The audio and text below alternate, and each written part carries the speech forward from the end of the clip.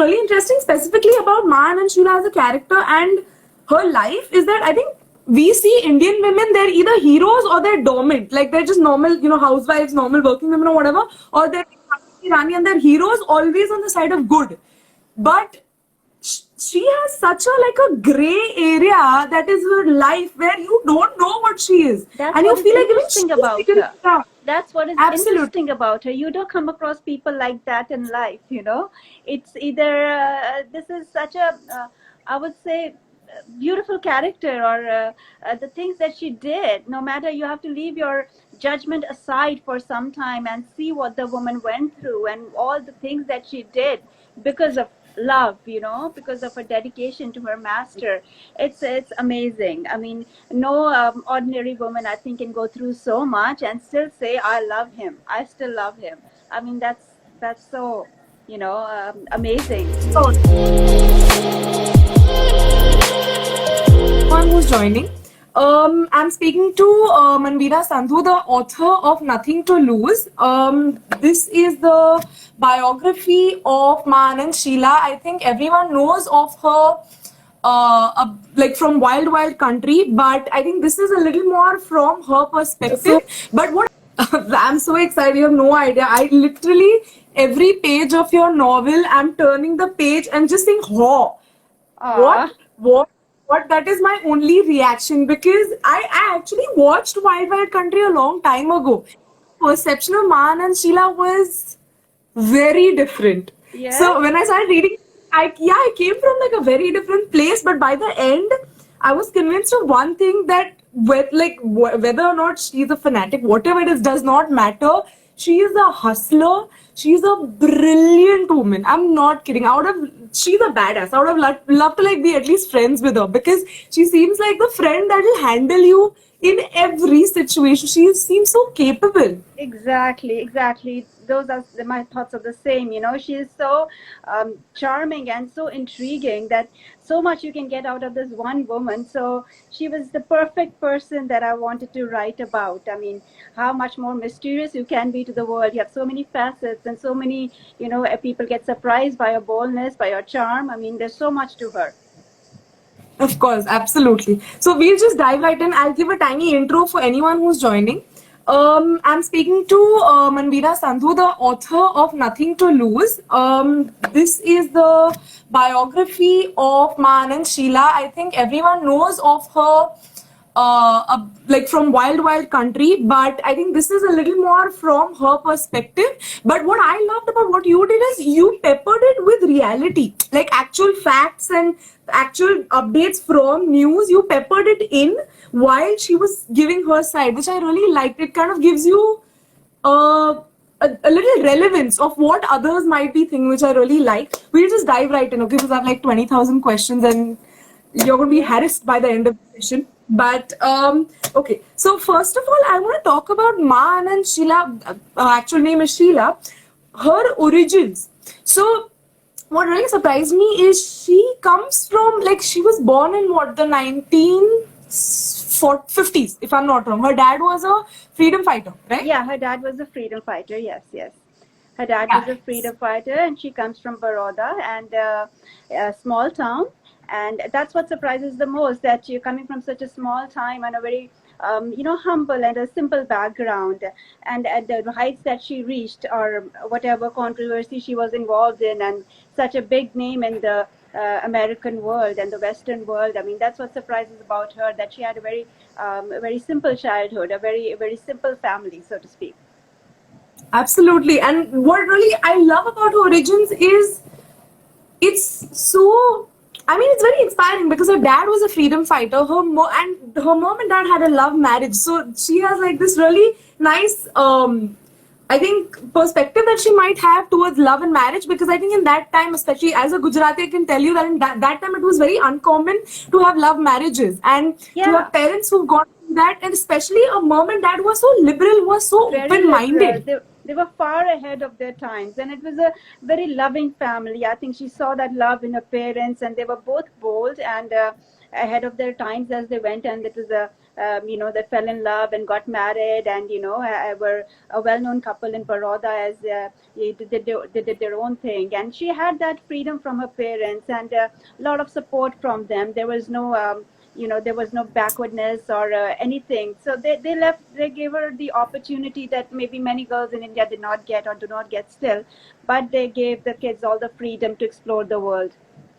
Yes. Absolutely, absolutely. So, apart from that, what I really, I don't know why it surprised me. It seems pretty logical that she was introduced to Osho via her father only. Her father brought her in to meet him for the very first time, and I think it was literally just love at first sight. She saw him, and I think this spell that Osho seems to cast over so many people just was on her. Exactly. That's what is so interesting, that her father, in fact, introduced her to a lot of, she attended he read a lot of books, a lot of philosophers, and, he introduced her to maybe J. Krishnamurti. She also went and attended his lecture. But when she met Osho, it was absolutely love at first sight. She was 16 years old, and she says the world stopped. The universe stopped moving when her eyes first fell on him. And her life her destiny was decided right there and then at her first meeting, when she first saw him. Yeah. So apart from that, I want to actually just give a little context to anyone who's reading this book about where both the main characters originate from. So Osho is actually from Madhya Pradesh, from a Jain family. He's a very learned man. I think he had a degree in philosophy and was a philosophy professor before he started his independent lectures. And when his prestige grew, I think Madhya Pradesh couldn't contain him basically at that time, and so he just basically started ashram. Okay, so I think I'll just speak from the context of directly moving to the USA, because I think a lot of people know what happened in India. Now, what she mentions in the book is when Osho, or as she calls him, Bhagwan, moved to the US, something in him just changed. Yes. So could you tell us a little bit about why, like what changed and why you think it did? See, I think when he came to the US, he became a bit laid back. He had done a lot of hard work while he was in India, and regular talks and everything.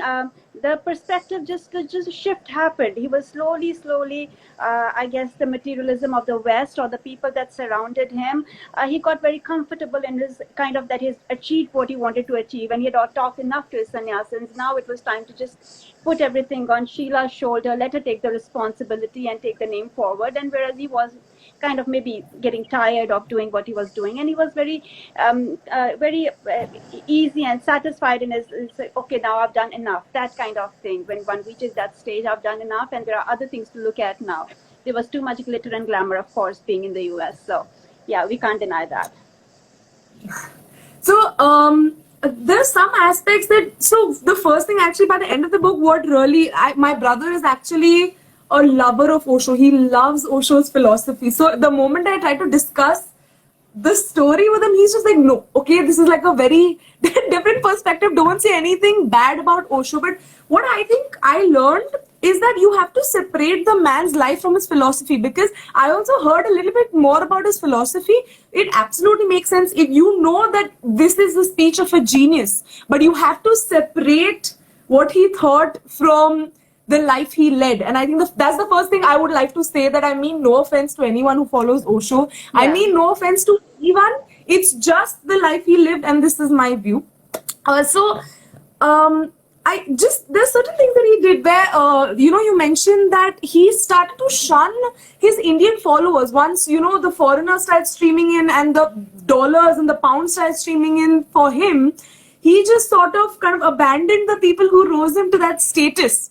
So, first of all, do you think Sheila was affected by this? Because, of course, she herself is Indian and she stayed with him. And secondly, what is your view about what he did? See, the thing is, there were a lot of things that the events, one after the other. The West was going through a transitional phase when Osho was coming up. There was the hippie era that was going on, and a lot of these, the hippie movement ended over here, and now they needed somewhere to go. They needed a direction, and then came Osho with this liberal philosophy, and it gave them an anchor, and they started drifting towards him, to find that a lot of the people from West America, Europe were just, just getting so attracted to Osho and going over there. So obviously they captured more of his attention. Indians were in the background, they were there, but the Westerners took most of his attention, and he realized that Indians already have some, that wisdom, but it was the Westerners who were lacking it, and they really needed it. So his focus, for whatever reasons other than that, of course, was shifted to the Westerners, and Indians were kind of left in the background. Okay, so that's Yeah. fair enough, of course. Now let's talk about a little bit about the therapy that took place. So first of all, let's actually talk about how they took over the town of Antelope, because that is where we genuinely see the badassery, the genius of Sheila, because she single-handedly strategized. So first, okay, actually, can you just tell us a little bit about how she did it, because we'll give them a little context. How she did it? See, it is such a complicated story. I mean, I loved writing this book, but that America part was baffling. And even when I talk to Sheila, she says, forget you. I get baffled till day by what happened. So it is not so easy to explain the series of events that happen, even for a person who has lived through them, that it was so baffling, so confusing, one after the other. Things were just, there was so much insurmountable pressure on her shoulders, and so many decisions that she had to take. So it would be difficult for me to say in few words what happened in America, but a lot happened. And she took her decisions according to the demands of place and time. And of course, because she maintains, she dedicated her life to her Bhagwan, right? And whatever decisions she made, she thought that in that, according to that place and time, those are the decisions she needed to make to serve her master. So yeah, a lot happened, and it's very confusing for an ordinary reader to read it, and even for the writer and for the person who has lived through it. So much happened, yeah. Of course. Just 1 second now. So Meredith is actually asking a question. Who inspired you to write this book? How did this come about? Oh, this started way back. I can say 20 years back, when I was as a young girl, a teenager. I was really interested in philosophy, and I was reading a lot of spiritual masters. And it so happened that I chanced upon a book of Osho, and when I read it, I was completely floored. I was spaced out, and I wanted to visit the ashram. And when I went to the ashram, I met a lot of interesting sannyas, full-time sannyasins of Osho, who had been through the Orange Era, the whole America episode. And they started talking about their stories, and their stories were so interesting that I was so impressed by listening to them, because this is stuff you don't even see in movies, right? And one person who was prominent in all their stories was Ma Sheila. A lot of them hated her, a lot of them loved her, but nobody could ignore her at all. She was in every episode, every talk. Ma Sheila was present in everything that they talked about. Oh, Ma Sheila did this, Sheila did that, with love or with anger, whatever their perspective was. But Ma Sheila was one figure they could not ignore. So she became so interesting to me. Then I read about her. I started asking people, where is she? And I knew that she was in Switzerland, but her whereabouts weren't so easy to get. Even the people who knew about it kind of wanted to keep it a secret, not give away the secret as to where she is and things like that. But I searched for her. I did not give up. I kept asking people. And earlier it was difficult, but then when Wild Wild Country came out, it became so much easier, because she became so popular. She was back, back in the limelight. So I searched up for her, and there she was. So I picked up the phone and told her that I'd been dreaming of writing about her for so long, for over 20 years, and finally I found her. She was impressed, and she was happy, but she was not satisfied till she met me. So she was like, okay, come on to Switzerland and let's meet and let's see how it goes. Then I went there and took my chance, and it worked out. Absolutely, definitely. It worked out for me. If nothing else, I have a book that I'm going to read again and again and again and again until I process it completely. Because as you, there's so much going on. There's so many complications Yeah, that's so encouraging to hear. That's so nice to hear. You know, when I hear kind words like this, I feel so okay. All this effort was worth it. When if readers are enjoying it and getting my point of view, what I wanted to express through the book, then I'm so satisfied. What I think is really interesting, specifically about Maan and Sheila as a character and her life, is that I think we see Indian women, they're either heroes or they're dormant. Like they're just normal, housewives, normal working women or whatever, or they're Rani and they're heroes always on the side of good.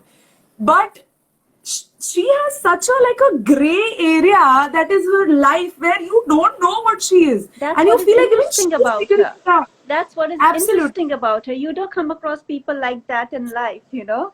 It's either this is such a, I would say, beautiful character, or the things that she did. No matter, you have to leave your judgment aside for some time and see what the woman went through and all the things that she did because of love, you know, because of her dedication to her master. It's amazing. I mean, no ordinary woman, I think, can go through so much and still say, I love him, I still love him. I mean, that's so, amazing. So, yeah, absolutely. Okay, so that is there. Now, apart from that, I want to actually specifically talk about this one thing where she took over the council in the county and everything. But one thing that really surprised me is what she did with the school, is where she literally, not kick out, but she flushed out the parents from Antelope and she replaced them with the kids of the sannyasins. She came from a strange country and she literally just took over a school, changed the system, changed the teachers, and they, those red dresses and those red malas with Osho's this thing, they're running around. I was just like, how is this? This has to be like a fantasy only. How is it possible? But she's definitely, done it and shown us anything can be done. I want to talk about a little bit about life at the ashram. Now, again, this is a bit of a gray area. As we know, Osho's philosophy was revolutionary for a reason. Like, there's a part of people that he knew had to come out. So, could you tell us a little bit about, first of all, prominent people who ended up serving at the ashram, whether in US or India, and tell us a little bit about what happened there. What happened there? Well, I have heard from people who have lived, in those times over there. So I have not personally been there. I was not, but all these stories that I've heard from sannyasins and their personal experiences, of course, they were good friends. I developed these friendships over the years. When I first went to the ashram, I met these people and my friendship with them began. And all these stories came out, they started telling about their experiences and the things that happened. And as I've written in the book, there are so many amazing things that happen in the ashram and kind of scandalizing too for a normal person, of course, But that happened, and there were many celebrities were attracted to Osho from the West, and there as well. I mean, there are so many. Mahesh Bhatt was there, Vinod Khanna, Parveen Bobby, and a lot of stars from here too. So a lot of people, not I can say stars, some celebrities. So he was very, very, very attractive to people in that time because the world itself was going through a transitional phase. And he was, I think, the first guy who spoke so openly about who gave a different perspective to the image of God, or to the concept of God, I would say, And it was interesting to people, especially when people were just breaking rules. And if we just keep in mind what was going on in the West, it just falls so much in place as if everything was just designed.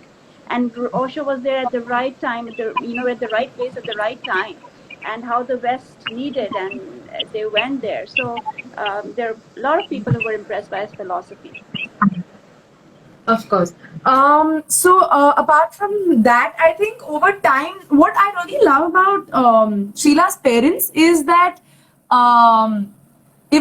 so first of all, they were introduced, and I think over time, Maan and Sheila started going through a lot of stress because Bhagwan kind of withdrew, she took the reins and she was controlling everything. Over time, I think Bhagwan's demands got a little too much, where she had to kind of decide whether she's going to make sure her sannyasins survive or whether she's going to service her Bhagwan. And I think that's when she decided that I can't do this anymore. So when she was going through this transitional phase, her parents actually traveled over from India and came and took care of her while she was in the coma. That's what I find so unbelievable, that Indian parents, first of all, I think Indian parents' relationship with their daughter is ke, prestige. You can't let down the हमारा नाम खराब नहीं कर सकते. And when your daughter is going to US and she's in the news and she's doing controversial things, whether right or wrong does not matter. When your name is coming out that way, usually I think any other set of parents would be terrified Yeah. or just angry. And they just took it head on. They said it doesn't matter, it's our daughter and we're going to take care of her regardless. So could you comment a little bit about their relationship, like her relationship with her mom and dad? It's commendable, I think. The relationship that the parents had with the daughter, and how much freedom they gave her, and how much liberty they gave her. I myself think this is amazing. I mean, how broad-minded they had to be. That's why Sheila is Sheila. She's not Sheila because she belongs to some orthodox parents. She's Sheila because of the support and the liberty and the freedom that she got from her parents, and that revolutionary aspect that she saw in her father as a freedom fighter, when he, all the things that he did, the life that he led. She got her strength from him, and she got her view of the world from her parents. And mother always supported. She was a kind, loving woman who always supported her husband, and that's how Sheila becomes Sheila. In my it's got a lot to do with the parents. It's got a lot to do with the siblings all had that freedom. They all had that liberty and the freedom. They all went to the West very early in age and were exposed to they stand on the world stage, and very liberal background. So I think her parents had a lot to do with the support that they gave her through her through thick and thin, through good times and bad times, is commendable. Really Absolutely. is. Yeah. So, after Man and Sheila decided she was going to leave, so this is actually, I think, the part that Wild Wild Country didn't cover a lot, at least from Man and Sheila's perspective, where this transitional phase where she left and she realized she spent 2 decades of her life, that's the main part of anyone's professional life, managing something incredible, but she has nothing to show for it. So when she dissociated herself from Osho and the commune and all that stuff, could you tell us a little bit about the backlash she faced? Now, I understand that, I'm asking just questions that reveal a little too much, but I think it's very important for people to realize how incredible the content of the book is, like what she went through and everything. Please. Yes. She went through. I don't have words to say what she went through. It is amazing, even when I think about it, all that she did for her Bhagwan, and what she went through. She says, I call it my Guru Dakshina. That's what she says. When I asked her, how did you feel? You had to spend so many years in prison behind bars, and because you loved this man, or whom you call Bhagwan, or you loved him, and because of that, you had to spend so many years in jail, and all this judgmental view upon you. People are kind of attacking you from all sides, and she said, that's my Guru Dakshina. That's if you ask me for it, so be it. So that's the amount of love, that's the quality of love that she has for her Bhagwan, that it's fine, it's okay. Yeah. Of course. So, I just want to talk about the sudden.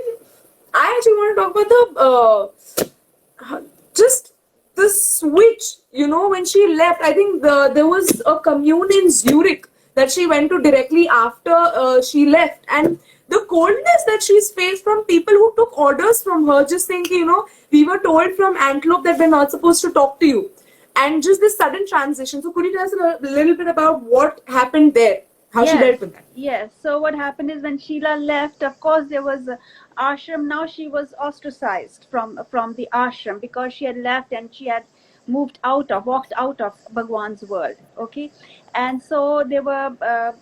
Whatever went on in the ashram, it was kind of given that nobody now was going to talk to Sheila. She's not a part of the community. And Bhagwan, in some way, Osho was his maybe his love was hurt, or his something inside was deeply hurt, that how could she? She loves me so much. How could she walk out on me?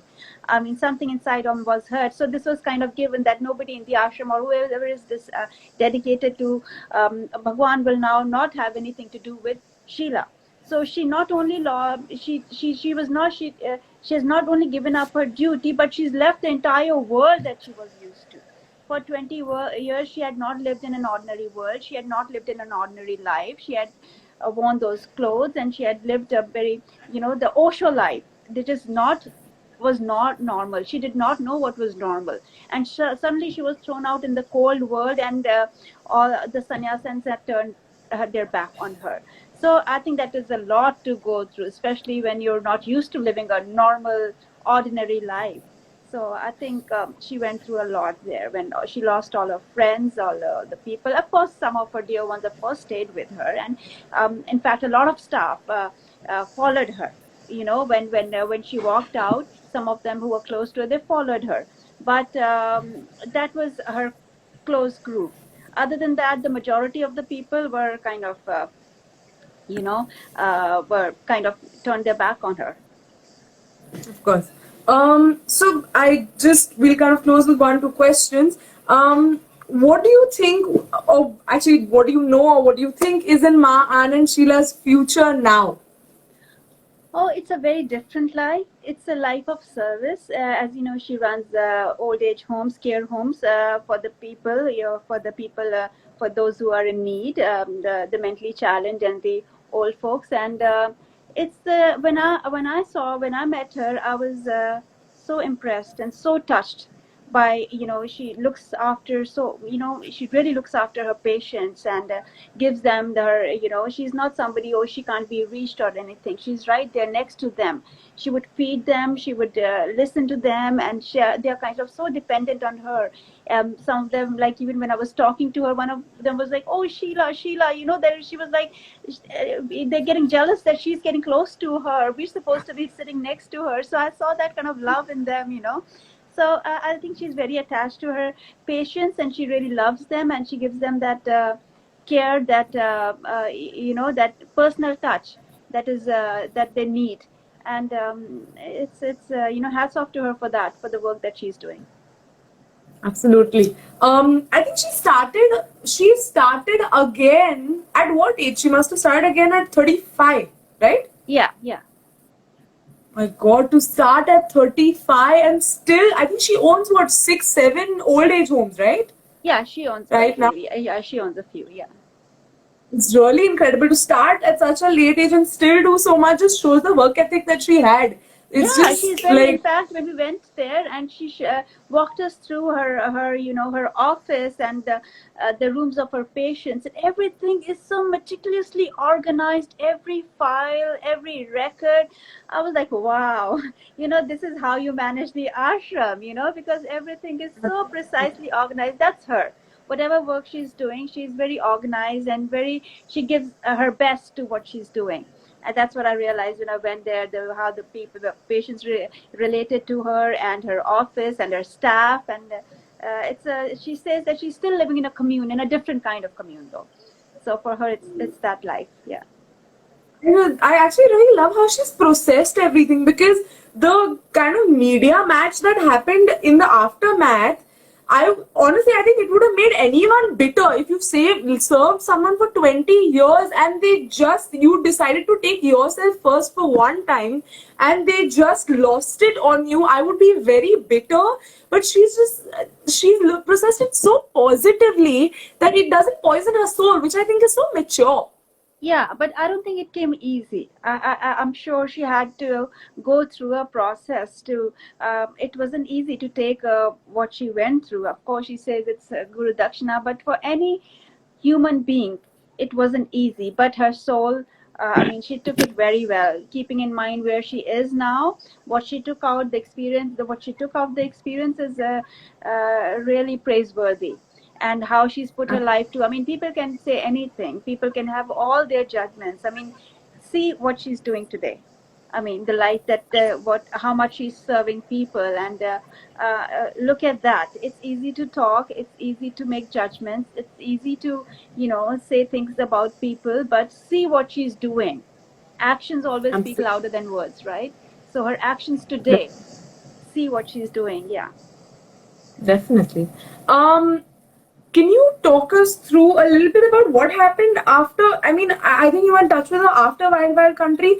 I don't know if you spoke to her about this, but what was her reaction and thought process after Wild Wild Country? She's pretty cool about everything. I think she doesn't make, she says whatever to everything. But if I say, so, how they did a great job. Yeah, they did good. So she's very cool about her. It doesn't really, if somebody's praising her or somebody's criticizing her, she doesn't really care. She doesn't. So she said, how does it matter? If somebody's praising me today, they could be judging me, saying something negative tomorrow. I think she's quite used to that. So it doesn't really bother her much, if somebody's giving her praise or somebody's saying something wrong. She takes it very coolly. Absolutely. I want to actually ask you because I think obviously researched the book so well. Do you have any suggestions for anyone who wants to, I think, read a similar story after they finish Nothing to Lose? Basically, what would you recommend they read if they love What they read. There's so much out there. Even Marshila has a one book that she's already written, an autobiography. Another one is coming out, and there is so much stuff, books that have been written on Osho and life in the ashram. If you just Google, you'll have a list of books, and different sannyasins have written books. There's so much to explore, and this world was colorful. I'm telling you, the reality sure can be stranger than fiction. So it's a very interesting world. And if you're an adventurous person, or if you'd like to take at least your mind into a world of adventure, then go read. There is so much to read. Yeah, just many books. So much that it's hard to you can't. It's difficult to make up your mind on what you want to read and what you don't want to read. Yeah. Definitely, of course. So I think that's sort of it. The thing is, I have a lot of questions, but I think they've answered, in the middle only with the context. The thing is, I actually want to come back to you after I've read a couple of other books because then I would like to cross-reference a lot of other stuff because I think you've also given a couple of references to a book written by another sannyasin. I think it's Memoirs of a Hippie Girl in India, right? Yeah. She lives here in Toronto. Yeah. She had an experience with Osho Rajneesh, and I met her, and we talked over lunch, and we met, and she told me her experiences. It was her experience that she had with Osho, and it's surprising and it's interesting. It's yeah. For those who will read the book will know. I don't want to spoil, give any spoilers, but yeah. It's she had an interesting experience with Osho. Yeah. Okay. So I think that's sort of it. I just really want to thank you first of all for writing this book because I'm telling you right now, after I read Wild Wild Country, as I told you, I had a very different mindset. And the moment I started reading this book and I got a little more into it, I just realized how easy it is to tweak reality. When you're recreating reality, you can cast anyone as the hero, you can cast anyone as the villain. And I think a lot of recreations don't cover the gray areas, but your book has done it so well because I've come out of it so much. It gives you so much happiness to hear it. Seriously, it feels like my effort is, you've enjoyed it, and people like you have enjoyed it, and seen what I wanted to make them experience and go through. I'm so glad, my effort is fulfilled, and I've got my reward. Definitely, because I've come out feeling so intrigued. It's honestly, I think by the end of Wild Wild Country, I was feeling very morally superior. Where I was just like, oh, how can you, get into all this? Why would you follow a strange man to a different country and do so much for him? But I think the more you find out about this woman, and especially the other sannyasins in this thing, they were all brilliant, educated academics who were open-minded. Yes. And they followed man religiously, completely changed their lives. And there has to be something behind that. It cannot be blind faith if so many brilliant people are going for it. So I think what your book really does so well is it covers both sides. You come out a little more confused than you went in, but you're so intrigued that you will not stop following up. You will want to learn more and more and more and more about this man, this woman, and everyone involved. And that's definitely what I'm going to do. Thank you so I- much. Thank you so much. In writing this book, also, when life is never black or white, it is always gray. It is always, overlapping. There are no compartments. You can say this is all black, this is all white. So that's how the book comes out. You have to put those gray areas because that's how life is. Nothing is absolute. Definitely, definitely. So on that, I think we'll close. Again, I want to thank you so much for joining me for this talk. I'm absolutely honored, to be talking to you about this incredible woman. Honestly, she is sort of a role model for me in my professional life. For me, it's like this woman's work ethic is here. Whether it's 35, 60, 75, she's got the strength of an ox, essentially. I agree with you. She's a very strong woman. She's a very strong woman. Yep. Yeah. Thank you so much for having me, and for your time and for your kind words. Thank you. Of course, I'm looking forward to your. Are you actually planning something? After this, can you tell us about your next book? Nothing is fixed yet. I'm still mulling ideas in my head. Oh God, please, please, I will be the first one to check out your next book. Please let me know if you're writing any other book. Please, I cannot wait. Thank you so much. Thank you so much. That's so flattering. Thank you. Absolutely. So I'll just end it here. Thank you so much. Bye. Okay, bye-bye. Have a good night. Bye-bye. Same. Absolutely.